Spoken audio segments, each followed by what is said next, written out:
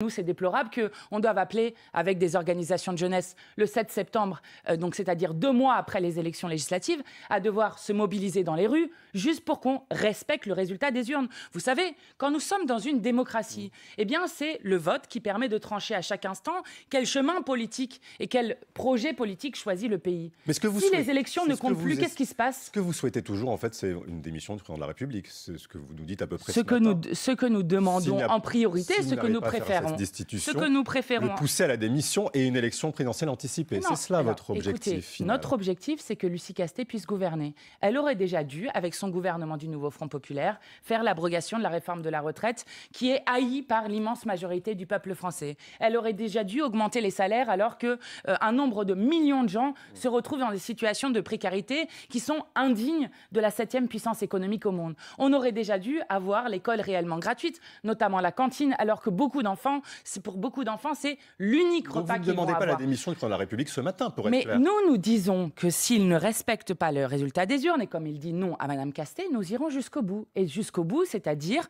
d'utiliser un article de la Constitution. Si on ne pouvait pas l'utiliser, pourquoi le mettre dans la Constitution ?